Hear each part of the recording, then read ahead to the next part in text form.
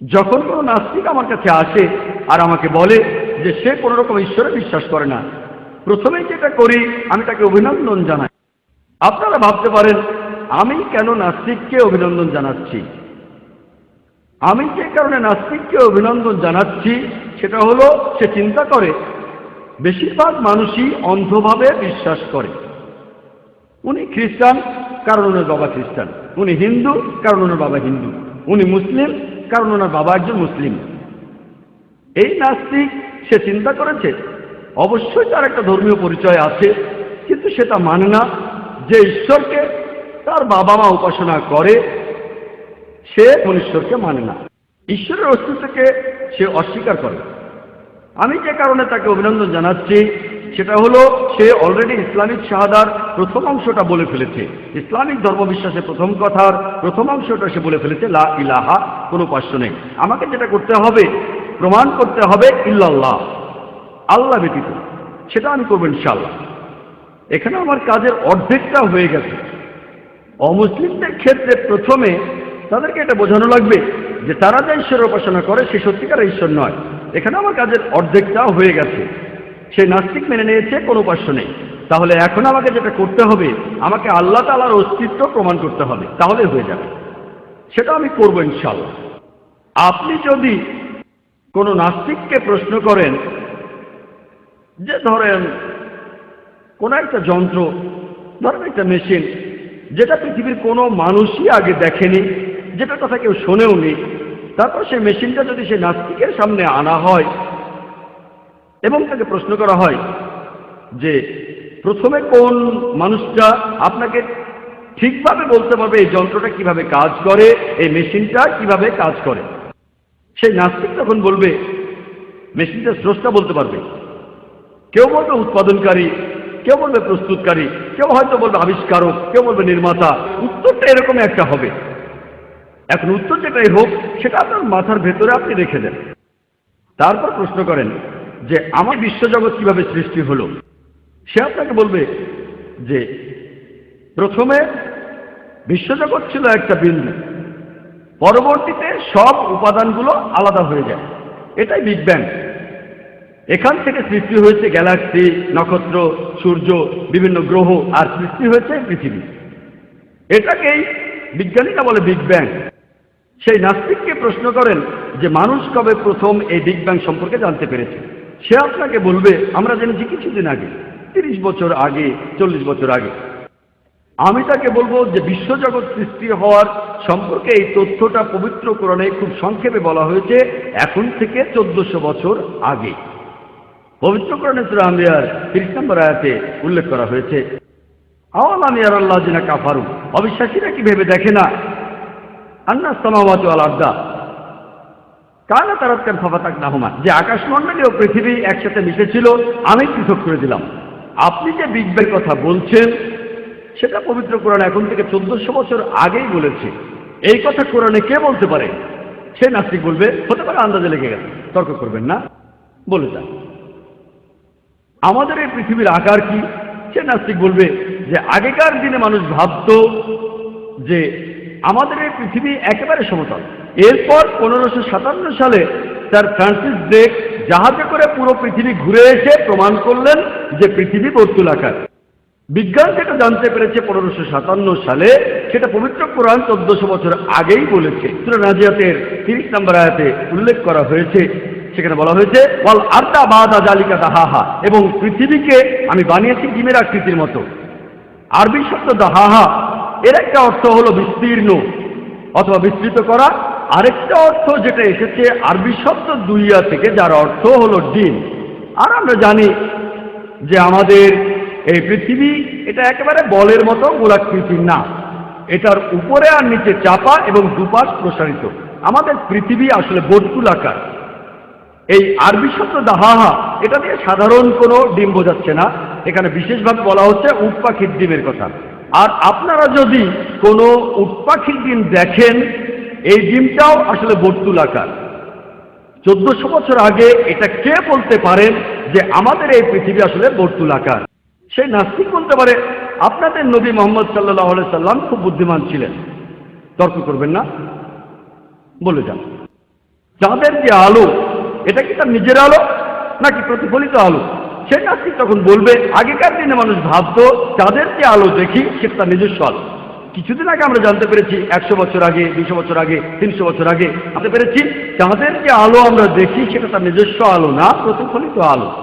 পবিত্র কোরআনে সূরা ফুরকানের 61 নম্বর আয়াতে উল্লেখ করা হয়েছে, তিনি কত মহান, যিনি নবমণ্ডলে সৃষ্টি করেছেন রাশিচক্র, সেখানে স্থাপন করেছেন সূর্যকে যার আলো তার নিজস্ব, এবং চাঁদকে যার রয়েছে প্রতিফলিত আলো, ধার করা আলো।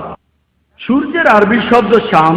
সূর্যের আলোকে বলা হয় সিরাজ বা ওয়াহাদ, অর্থাৎ মশাল বা জ্বলন্ত প্রদীপ। পবিত্র কোরআনের চাঁদের আরবি শব্দটা হলো কামার, আর চাঁদের আলোকে বলা হয় মুনির বা নূর, যার অর্থ ধার করা আলো বা প্রতিফলিত আলো। কোরআনের কোথাও বলা হয়নি যে চাঁদের আলো তার নিজস্ব আলো। 1400 বছর আগে কোরআনে এই কথাগুলো কে বলতে পারেন? সেই নাস্তিক। সে হয়তো অনেকক্ষণ পরে বলতে পারে, হয়তোবা আপনাদের নবী তিনি খুবই বুদ্ধিমান ছিলেন। তর্ক করবেন না, বলে যান। সূরা আম্বিয়ার 33 নম্বর আয়াতে উল্লেখ করা হয়েছে, ওয়াল্লাযী খালাকাল লাইলা ওয়ান নাহারা, আল্লাহ সৃষ্টি করেছেন রাত এবং দিন, ওয়া শামসা ওয়াল কামার, সূর্য এবং চাঁদ, কুল্লুন ফি ফালাকি ইয়াসবাহুন, এবং তারা প্রত্যেকেই নিজ নিজ কক্ষপথে বিচরণ করে। এখানে আরবি শব্দ ইয়াসবাহুন, এর অর্থ কক্ষপথে ঘুরে বেড়ানো, অর্থাৎ সূর্য প্রদক্ষিণ করা ছাড়াও নিজ অক্ষের চারপাশেও ঘুরে বেড়ানো। আর বিজ্ঞান এখন আমাদের বলে নিজ অক্ষের চারপাশে ঘুরতে সূর্যের আনুমানিক 25 দিন লাগে।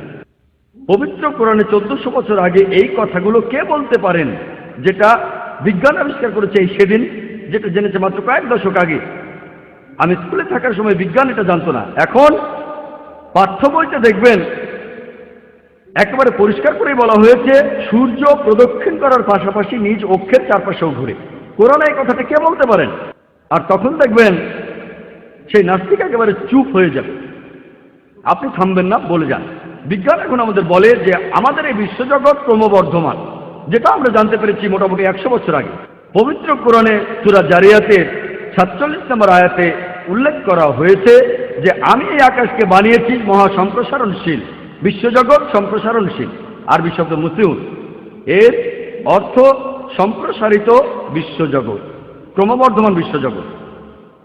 ইসলাম ধর্মের অনেক সমালোচক হয়তো বলবেন এটা কোনো বিশাল ব্যাপার না যে ইসলাম জ্যোতির্বিদ্যা নিয়ে কথা বলছে, কারণ সে সময় আরবরা জ্যোতির্বিদ্যায় খুবই উন্নত ছিল। আমিও তাদের সঙ্গে একমত যে আরবরা জ্যোতির্বিদ্যায় খুবই উন্নত ছিল। তবে তাদের মনে করিয়ে দেই, পবিত্র কোরআন নাজিল হওয়ার কয়েকশো বছর পরে আরবরা জ্যোতির্বিদ্যায় উন্নত হয়েছিল। তাহলে কোরআন থেকেই আরবরা জ্যোতির্বিদ্যা সম্পর্কে জেনেছিল, এর উল্টোটা হয়নি। এরপর হাইড্রোলজির ক্ষেত্রে তাকে প্রশ্ন করেন যে মানুষ পানিচক্র সম্পর্কে কবে জেনেছে? সে আপনাকে বলবে যে স্যার বার্নার্ড প্যালিসি 1580 সালে ইতিহাসে প্রথমবারের মতো পানিচক্রের বর্ণনা দেন। সমুদ্র হতে পানি বাষ্প হয়ে উড়ে যায়, তারপর সেটা মেঘ হয়, সেই মেঘ আকাশে ঘুরে বেড়ায়, তারপর বৃষ্টিপাত, এইভাবেই পানিচক্র চলতে থাকে। এই পানিচক্র পবিত্র কোরআনে এই সম্পর্কে বিস্তারিত বলা হয়েছে 1400 বছর আগে। পবিত্র কোরআনও আমাদের বলবে পানি বাষ্প হয়ে উড়ে যায়, তারপর মেঘ হয়, সেই মেঘ জড়ো লেগে আকাশে ঘুরে বেড়ায়, তারপর বৃষ্টিপাত, এভাবে পানিচক্র চলতে থাকে। পবিত্র কোরআন হাইড্রোলজি আর পানিচক্র সম্পর্কে বিস্তারিত বলেছে অনেক আয়াতেই। সূরা জুমারের 21 নম্বর আয়াতে উল্লেখ করা হয়েছে, সূরা রুমের 24 নম্বর আয়াতে উল্লেখ করা হয়েছে, সূরা মুমিনুনের 18 নম্বর আয়াতে উল্লেখ করা হয়েছে, সূরা হিজরের 22 নম্বর আয়াতে উল্লেখ করা হয়েছে, সূরা নূরের 43 নম্বর আয়াতে উল্লেখ করা হয়েছে, সূরা রুমের 48 নম্বর আয়াতে উল্লেখ করা হয়েছে, সূরা আরাফের 57 নম্বর আয়াতে উল্লেখ করা হয়েছে, সূরা রাদের 17 নম্বর আয়াতে উল্লেখ করা হয়েছে, সূরা ফুরকানের 48, 49 নম্বর আয়াতে উল্লেখ করা হয়েছে, সূরা ফাতিরের 9 নম্বর আয়াতে উল্লেখ করা হয়েছে, সূরা ইয়াসিনের 34 নম্বর আয়াতে উল্লেখ করা হয়েছে, সূরা গাফিরের 13 নম্বর আয়াতে উল্লেখ করা হয়েছে, এছাড়াও সূরা জাসিয়ার 5 নম্বর আয়াতে উল্লেখ করা হয়েছে, সূরা কাফের 9 ও 10 নম্বর আয়াতে উল্লেখ করা হয়েছে, সূরা ওয়াকিয়ার 68 থেকে 70 নম্বর আয়াতে উল্লেখ করা হয়েছে, তারপর সূরা মুলকের 30 নম্বর আয়াতে উল্লেখ করা হয়েছে, সূরা তারিকের 11 নম্বর আয়াতে উল্লেখ করা হয়েছে। এভাবে আমি সারাদিন ধরে শুধু রেফারেন্সগুলোই বলে যেতে পারি। পবিত্র কোরআনে পানিচক্র সম্পর্কে বিস্তারিতভাবে বলা হয়েছে। পবিত্র কোরআনে এই কথাগুলো কে বলতে পারেন 1400 বছর আগে? আপনি কিন্তু থামবেন না, বলে যান। কোরআন এরপরে বলেছে ভূবিদ্যা সম্পর্কে, যে পাহাড় পর্বত এগুলো কিলকের মতো, যাতে করে পৃথিবী ঢলে না পড়ে। পবিত্র কোরআনে সূরা নাবার 6 ও 7 নম্বর আয়াতে কথা বলা হয়েছে।